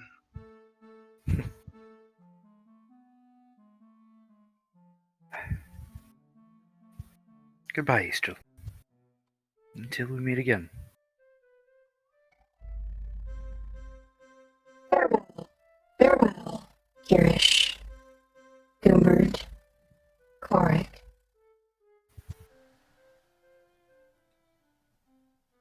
And she will slowly unwind herself. And as gentle as putting a babe in its crib, she slinks under the sand, not disturbing or sending up a single grain of it. Hey, we just got cuddled by a dragon. Just putting that out there. Yeah, we did. Yes, and it'll likely be the only time you ever get that. But it still happened. You underestimate Enjoy me. while it lasts.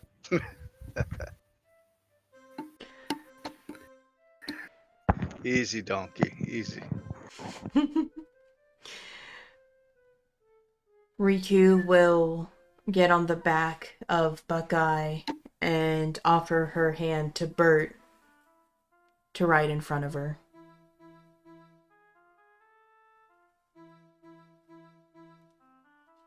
I'll take it and climb up and secure myself in my seat and then kind of look over my shoulder and make sure that it's okay that I lean back because I'm really tired and I really don't want to fall out of the saddle in mid-flight. Riku puts an arm around your waist and has the rein, puts her arms around your waist, and the rein is sitting in her hands. And when you lean back, it's a relaxed recline, but you're not moving anywhere. And Buckeye will slowly raise into the sky. The other hippogriff holding Rhea and Sage will also raise in the sky. The third one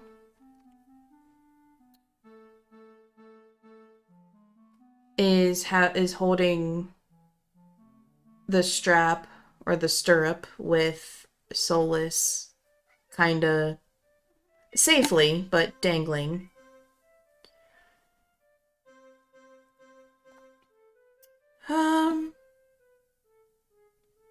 Ricky, you need to go back down. Because Kyrish is gonna need a ride. So go back down. And the one holding Sage and Rhea will float back down. I was gonna say, which one is Kyrish getting on? Well, Korric can either fit with Grameel and Keith, or Rhea and Sage. I would rather die. Right, so Korric is riding with the girls. Yeah, because we No, busy on he's my not. grip. No, he's not. Alright, well, I guess he's getting up front of him then. No need for that. Ricky starts to hover in the air behind Buckeye.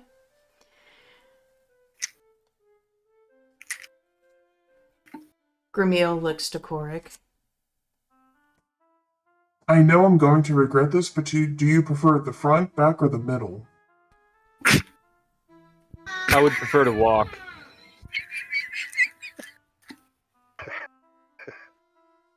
Solus kind of whines.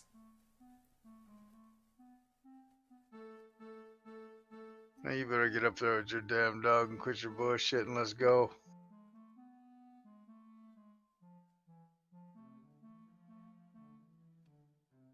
What's your guys' problem? Can I summon an animal? You just summon a fucking crow, I summon my own hippogriff. right? Korric just looks with disdain at Grameel and just with I can just see him just standing feet shoulder width apart, hand on one hip, and just as magic energy envelops his hand and he moves it in a circle, his own little orange portal and a hippogriff with orange highlights comes through the portal and kinda gives like a superiority look. It just looks down its beak at Keith and Grameel and kind of just, huh, and sharply turns its head away. And it lowers its front leg so you can climb aboard its back. Okay, now I'm ready to go. Right. Well, off to Tarn. And the 4 hippogriffs take flight. And the scene fades from them. And it goes back to a very familiar one. Amora struggles against her chains. And the person in front of her chuckles. Do you honestly think you can escape?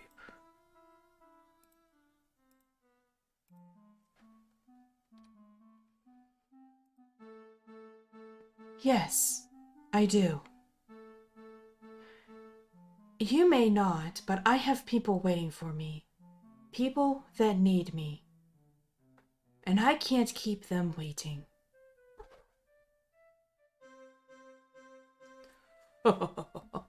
You don't think I have people that worship me? Yet, I am still here. Maybe you should get better followers.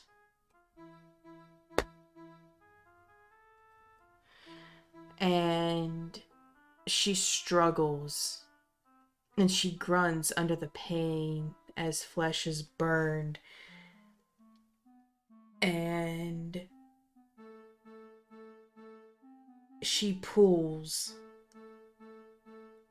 And she manages to get her feet on the wall. And with all her might, she pushes. And one of the supports comes loose out of the wall.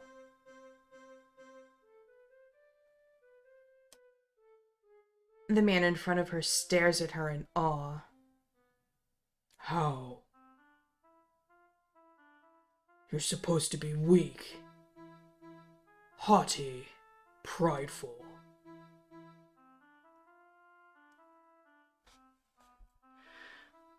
Amora shakes her arm loose and pulls. It takes her a couple of pulls, but the second support falls loose. She shakes her torso, and the chains fall to the ground. And here the man can see her physique. I am strong. I am prideful, yes. But only because I know I can do things. I know that others believe in my strength. If you are a god, do you just believe that your worshippers give you power? I highly doubt that. She turns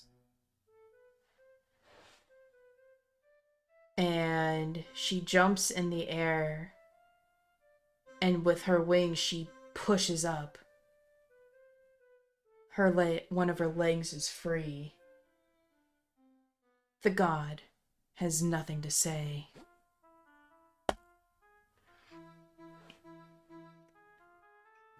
She takes hold of the chain and she pulls where it's taut and uses her wings as her leverage. And when she flaps, she goes hurtling through the air as the sound of rock crackles upon the ground. She hovers so the god is forced to look up to her. If anything, I am the goddess here. So tell me, Hexor, god of evil, are you proud enough to refuse the help of one measly mortal who freed herself of her bonds? Or are you going to continue to wallow in self-pity and die in this horrid prison? He looks down, and he looks up. Please, free me. What is everybody's favorite part of the episode? When I summoned my own hippogriff to snub Keith and Gramil. The pride in Bert's accomplishment at creating a stone and then Kyrish snatching it away. Oh my god. Yeah, that was brutal. Pretty brutal. Pretty brutal. Wouldn't have had any problem with it if Istrol hadn't explicitly told him it had to go to him. Right, and I had no idea about that knowledge. I wasn't Oh there. yeah, no. So I was like, okay, here you go. I just was admiring my work. First time I ever made a summoning stone that I can remember. And I got my memories back, so pretty sure it's still the first time. It is the first time. I think that was probably my favorite part, was making the damn thing. I am very, very proud of your role. I am very happy with it. Cleric roll? So happy with my rolls. I think my favorite part of the episode was...